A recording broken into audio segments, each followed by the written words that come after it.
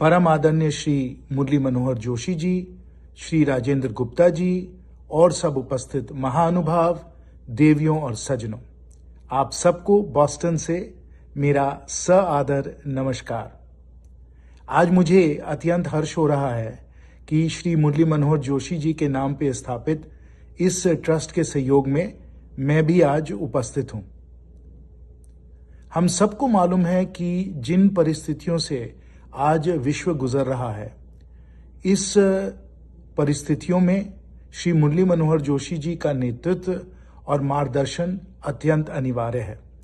और इसलिए इस ट्रस्ट को, इस संस्था को स्थापित करना मैं समझता हूं कि बहुत ही जरूरी है और इसके द्वारा ही हमें भारत और विश्व को हम लोग नेतृत्व दे सकते हैं। 2-3 बातें हैं जो मुझे लगता है कि बहुत ही आज के समय हम लोगों को समझना चाहिए और गहराई से इनका हमें अध्ययन करना चाहिए और मुझे पूरा विश्वास है कि इस ट्रस्ट के द्वारा हम सब इन विषयों पे एकदम अच्छी तरीके से अध्ययन करके एक अच्छी गाइडेंस हम लोग दे पाएंगे।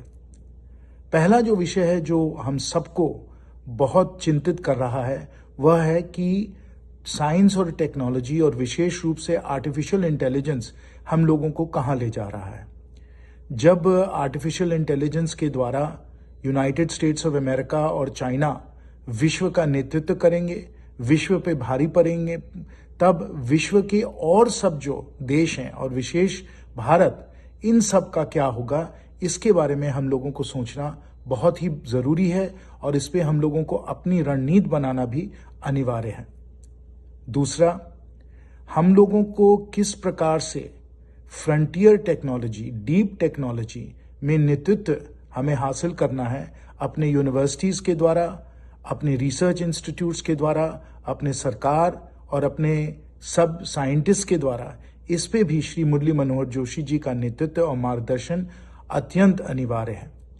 क्या हमें करना चाहिए अपने यूनिवर्सिटीज को जिसमें कि वो विश्व के उच्च श्रेणी पे आ पाएं, दुनिया के सबसे टैलेंटेड जो हमारे साइंटिस्ट और रिसर्चर्स जो पूरे विश्व भर में काम कर रहे हैं उनको हम लोग वापस भारत में ला पाएं और कैसे हम लोग एकदम लीडिंग एज पे साइंटिफिक रिसर्च कर पाएं, इन सब विषयों पे हम लोगों को गहराई से सोचना चाहिए, गहराई से चिंता करनी चाहिए। और जो मेरा तीसरा मैं समझता हूं बहुत ही गहरा विषय है जिसपे हम लोगों को ट्रस्ट के द्वारा जरूर कुछ ना कुछ मार्गदर्शन और कुछ ना कुछ सोच प्रस्तुत करना चाहिए, वह है कि हमारे जो कंपनीज हैं जो आज के समय साइंस और टेक्नोलॉजी में कम काम कर रहे हैं, जिनको और बहुत ज्यादा काम करना है, इनको हम लोग कैसे प्रोत्साहन दें, इनको हम लोग कैसे मजबूर करें कि वह भी विश्व के सब लीडिंग एज जो टेक्नोलॉजी कंपनीज हैं उनके साथ मुकाबला करें, उनके साथ कंपेटिटिव बने। ये सब जो विषय हैं भारत के भविष्य के लिए, भारत के विकास के लिए बहुत ही मैं समझता हूं महत्वपूर्ण है। इनमें हमें गहराई से कुछ न कुछ अध्ययन करके हम लोगों को अपने रिपोर्ट्स जो हैं वो प्रस्तुत करना चाहिए और इसलिए मैं आज फिर एक बार आपको यही बताना चाहता हूं कि मैं बहुत ही आज खुश हूं कि मैं इस काम में श्री मुरली मनोहर जोशी जी को, श्री राजेंद्र गुप्ता जी को सहयोग दे सकता हूं। आप सबको बहुत बहुत धन्यवाद। जय हिंद, भारत माता की जय।